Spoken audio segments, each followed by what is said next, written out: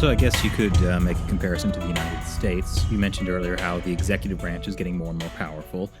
On the surface, it seems like the power has been skimmed off and given to individual Americans who are supposed to be able to vote for the president.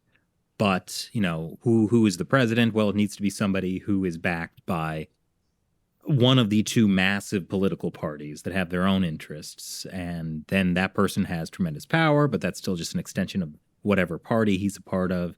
And really, those two parties work together a lot because they're the power of the country. And so that's how, even though Americans have this, on the surface, this power, it just creates more power at the top. Is that? That is it. And it is a bit worrisome. I mean, the corporations are, they have a lot of control over our politicians. Our politicians depend on the corporations for campaign donations.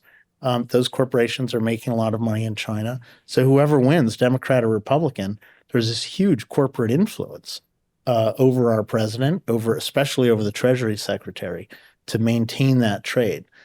There's something like $600 billion worth of trade annually with China. All of that money has someone behind it that has political influence. There's about $2.3 trillion of U.S. investments through institutional investors, including state pension funds in China.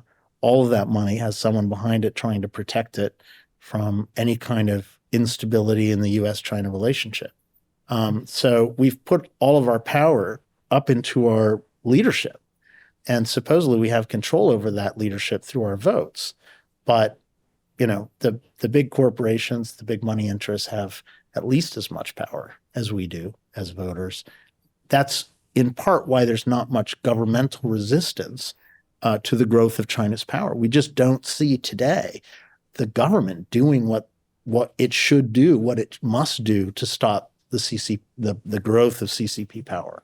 And you think that's a function of like how, for example, the political parties and the election process work, that like certain candidates get power, but those candidates are already sort of selected by people who have power. Yeah. And so China is this other hierarchy that comes and sort of skims power out of the United States. Like the corporations definitely seem like a very powerful force, but they see the China market and suddenly China becomes this much larger hierarchy that is absorbing, or I guess getting more the concentration of power put to it. That's yeah, I mean, I think one reason why Xi Jinping appears so arrogant from an average American perspective is he likely sees himself as in charge of the corporations because the corporations are, salivating to get into the Chinese market.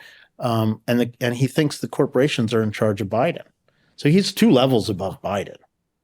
Or any U.S. president. Any U.S. president. Yeah. It's interesting that you mentioned the corporations thing because I was thinking about what's just happened with the EU and Lithuania and, essentially the CCP trying to put pressure on Lithuania using European corporations and saying, well, if you want to do business in China, you can't do business with Lithuania. Yeah. If we don't counter that by saying to our corporations, it's illegal for you to cave to the CCP, then we're clearly giving up our power to China. We're basically giving up. It's a very good indicator. It's like a canary. Lithuania is like a canary in the coal mine. If Lithuania goes down because of Chinese influence on corporations, then the rest of us can basically throw in our hats. So what's the most powerful force on Earth? Love. Yes. That's right. Okay. Well, there you go. So how does love conquer the world? Yeah, love. We need that. We need more of that. We need more love, diversity, egalitarianism, ethics, morals, people who don't go for power, people who go for but at the same time, we need people that you need power to defeat power. So we need a strong U.S. military, for example, if we're going to protect ourselves against China. And the military is the most hierarchical, powerful institution we have. Well, it was also interesting what you were saying about how like the U.S. government needs to make it illegal for these companies to do business with China. But the idea of like the U.S. government telling businesses, private corporations what to do, I think that rankles a lot of people. Like, oh, that's taking power. The U.S. the government's not supposed to do that. We have to do that during wartime. I mean, when we fought Hitler, the president got a lot more power over the economy. It's not something we like, but we're forced into it when we're facing a powerful enemy like Hitler or like Xi Jinping or Mao or whatnot. Would you say that what America needs is some kind of powerful supreme leader? No, I wouldn't say.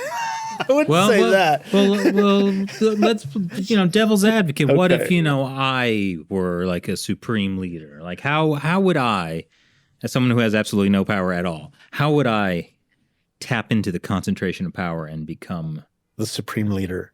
Yeah, with the exception of Chris, who's clearly a benign dictator, it would be, that would be fine. Mm-hmm.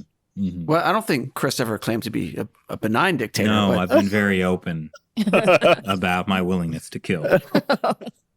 But I mean, I think the interesting thing here would be then how does Chris go from hosting a couple of small YouTube shows to becoming supreme leader? I mean, I'm not sure this is supposed to be like a how-to guide. Is it supposed to be like how you concentrate Yeah. power and There's become? That's the book you should read. There's a little bit of that in there. I've thought about it, but it's definitely not. Yeah, it's definitely not really a how-to guide. Well, so is it possible, like you say, like, there's these historical trends, hierarchies of power. Is there a way that this can be planned out, that like it's not just random chaos of like, oh, like, who would have thought 100 years ago that China would be this dominant force? Is it all just happenstance, or can it be something that is actually like there's agency behind it? Because if there is Yeah. that is a way to say that, like, oh, the United States or freedom or democracy would be able to beat the Chinese Communist Party. I think there's a bit of both. I mean, I think Mao's philosophy of political power grows from the barrel of a gun has been very effective for them. And I think it's something that we we in the democracies and liberals, we don't want that. Lowercase L.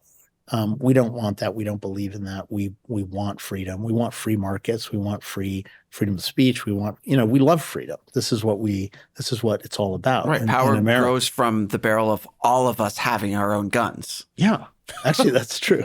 Right. I mean, those amendments are there to help contain power when necessary. Right. But I mean, part of it is that when faced with a real danger like the CCP, on some level, we do need to accept leadership because the U.S. is the only government in the world that can actually defeat the CCP. We still have a Navy that can defeat the Chinese Navy. That will not last forever. We have a currency that can defeat the Chinese renminbi, but only for so long. Yeah. So we need to be very wise today in how we use the power that we have because it's dwindling. It won't be here in 10 or 20 years.